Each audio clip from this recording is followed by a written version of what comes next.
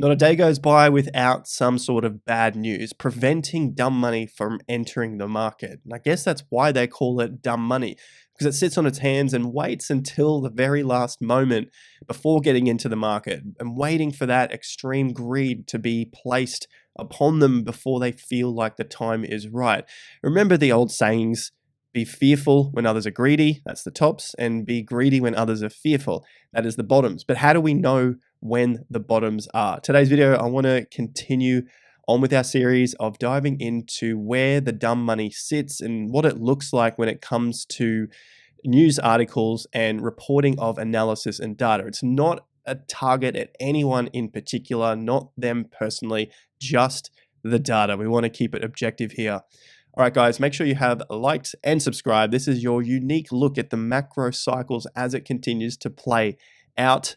And a couple of quick shills to our channel sponsors, SwiftX for the Aussies. They're doubling the sign-up bonuses there from 10 to 20 bucks of free BTC. And for everyone, Ledger is giving away up to 30 bucks when you purchase their Ledger Nano X, or 20 bucks of Bitcoin when you get the Nano S.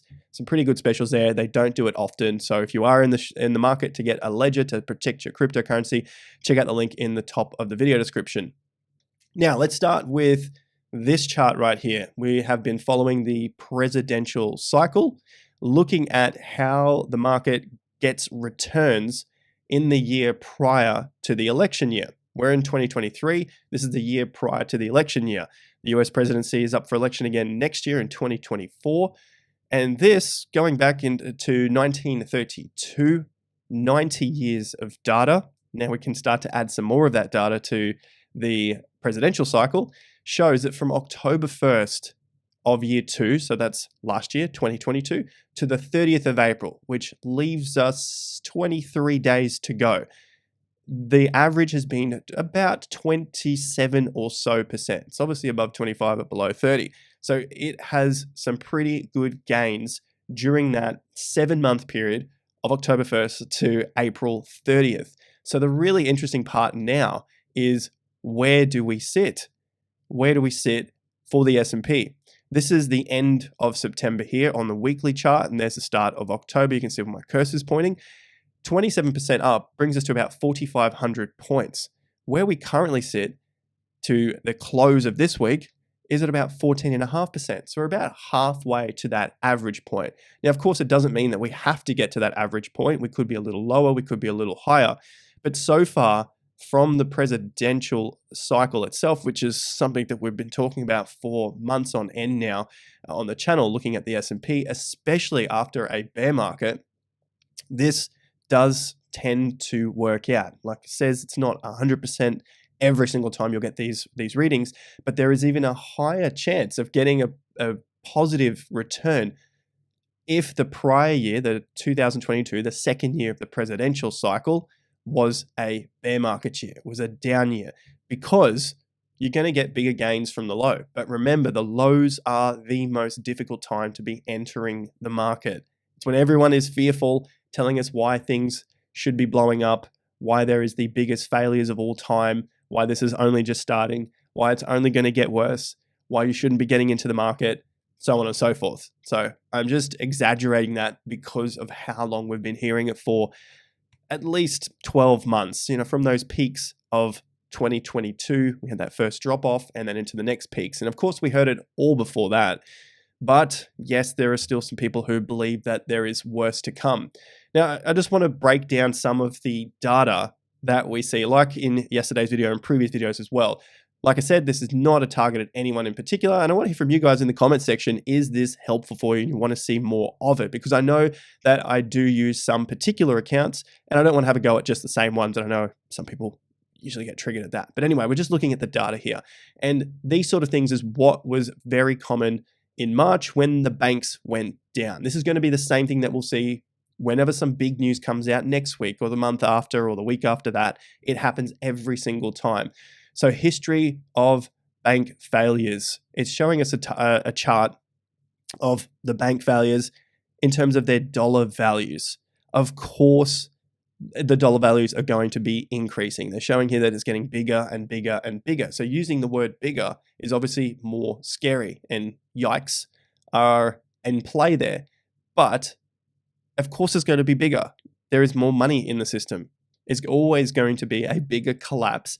Whenever we do get a collapse than the previous collapse, it's going to be the biggest collapse that the world has ever seen whenever that collapse occurs, because they're going to measure it in dollars and we have more dollars at play. It's pretty simple. That's as simple as I can make it to dismantle this fear here. Not only that, but of course, that was the fear there in March, and there's the low bouncing beautifully off some support. And now we've moved a few hundred points away from that low. So not only is the reading of this analysis incorrect, it's also preventing dumb money or people on the sidelines sitting on their hands with money waiting to get into the market. It's preventing them from entering the market because they believe there is much worse to come. Yet the markets, the charts, the facts, the data, whatever you want to call it, is showing us the opposite. We had a low in October. We had a low in December. We had another low in March at some of the most fearful extreme times, and now the market has pushed away. Granted, we are coming up to resistance again at 41.50.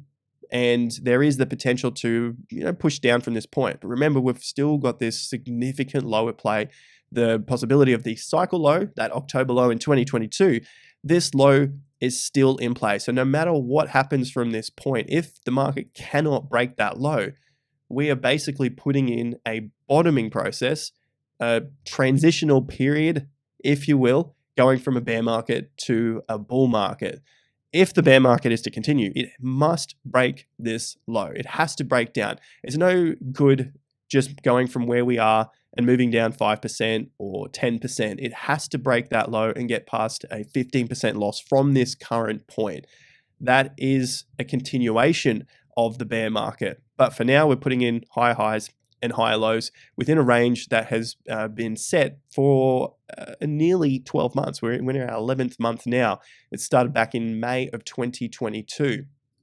So going on from this, you can just see more and more data to basically spread the fear that there is further to come. And this is essentially, it's no hit at anyone in particular. It's just what the market also wants to see. As you can see, a lot of viewers want to see this sort of information coming at them. The fear just amplifies the fear further and basically paralyzes you from doing anything in the market. So it goes on and on and on why things are worse than what they really are. And then what we've seen from that point is property prices have begun to turn. So this time when everyone was paralyzed with the gains not as high as what they once were during that pandemic pump, and we started to see gains go into the negatives, so losses, -1, we've now seen a higher low and the markets have begun to turn. We're starting to see a positive result in property prices, albeit it's quite short at this point in time. They're not huge gains, but I would not be expecting that from the low prices. That's idiotic. Those sort of gains usually happen towards the end of the cycle. Think about what we see in cryptocurrency, Bitcoin and altcoins. These things go stupid at the tops of the markets because everyone is piling in because they are less fearful, they're more greedy, they are feeling comfortable because everyone else is in the market. But just like a game of musical chairs, once everyone's in, who's left to take the bait? Who is left? Basically like a Ponzi scheme rather than musical chairs, but essentially like a Ponzi scheme. If everyone is into the market, there's no one left to buy. And that's when things fall over, not at the bottoms when there is a lot of people sitting on the sidelines waiting to get in. It's the opposite. That's what we're told to do. We're always told to do the other when in fact we have to go against our emotions at times. And the hard part is figuring out when those exact times are, because the emotions are fearful all the way down, but how do you know when the bottom is? We use multiple signals here, which is why I suggest liking and subscribing to the channel and share it with a friend if you're finding some great value from it. I do see your comments down here, so thank you very much, guys. And just letting me know what your thoughts are when it comes to the analysis on the channel. All right, so the dollar, the US dollar, also starting to fall again. This is obviously going to be pretty good for assets like your Bitcoins and your commodities. They're also going up. We can see oil is up to $80. Gold is over $2,000 now. Silver over $25 an ounce. The things that it's not good for is gas, because gas has gone down 80% and it did already have its blow off tops here, where the media was trying to hype us up, telling us that The world was over. People couldn't afford anything because their gas prices were going to be too high and they're all going to freeze, etc., etc. It's the same thing again when it comes to the news headlines. We had the breakdown, and now we are basically testing the lows again. So overall, as I struggle here with my voice, the US dollar is down, and this is good for the S&P. It's good for our stock markets. It's good for real estate. It's good for cryptocurrency. And so we expect this to continue down over the coming years as we lead into the peak. So I'm not oblivious to what is going on out there when it comes to the economy and the ridiculous stuff that the Fed does, pumping more money into the markets. This is going to eventually explode at some point. The problem is trying to understand when that time is. And what we're seeing on the charts is that it's not time just yet. So let's continue to stick with these charts. We'll continue to follow up with the presidential cycle and just see how much return it was actually put in this time round. As we see, it's currently up to 14.5%.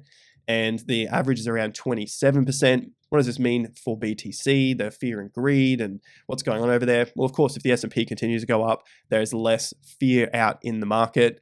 And the other assets like Bitcoin and cryptos, they can continue to pump as well. Now, we just had a rollover of the data here. It's 10 a.m. for me, so this is the new data here. But in terms of the fear and greed for crypto, this is our proprietary indicator that we have for TIA. If you want to get access to these sorts of things, go over to the top of the video description and there'll be a link there to subscribe to our crypto and economic report. So we'll have some details there if you subscribe to that. BTC holding up. You can see that the fear has continued to lessen and the greed has continued to increase, even while we were at the lows in the market through June to November. So we had this period here before we had that final dump into November and December, and that was the time, as you can see, that was the time where the fear was the most extreme. Then the fear became less, so the greed started to enter. It wasn't necessarily greed, it just wasn't as much fear in the market. And then we had the banking collapse right here, and the market is now well and truly above that point. So we're well and truly above the lows. Can we revisit these levels here? Potentially. But for now, we're still above 28,000, sitting around that level there. And our previous support, or the previous resistance, which could become support if we do get a little bit of a pullback, is around the 25K level. So just like I pointed out with the SP 500, no matter if we have a few percentage point pullback, it really has to get quite far down to take out any of those significant lows to have an attempt at taking out the next low. So these are the most fearful times, as the fear and greed index shows us, but they're the least risky times because they are so far down already from the highs, and the fear is at its most extreme in the market, and it has to do some pretty severe pushing to the downside if it's able to break through the previous fear of the market. There aren't too many indicators out there that give you an almost 100% accurate reading, and I don't ever want to be using any indicators that are 100% accurate because it just doesn't exist in trading or investing. And if you're told there is something that never ever fails, run away, run the opposite direction. Everything will fail in the end. All of these models that run Bitcoin up to $1 million or $500,000 or whatever it is, 100,000, they will all fail in the end. So I take this with a grain of salt, but what we have seen from the MVRV score here is once Bitcoin breaks out of the zone down here, it doesn't come back and test it until the next bear market bottom. You got the breakout, bear market bottom. There was a slight test with the COVID dump.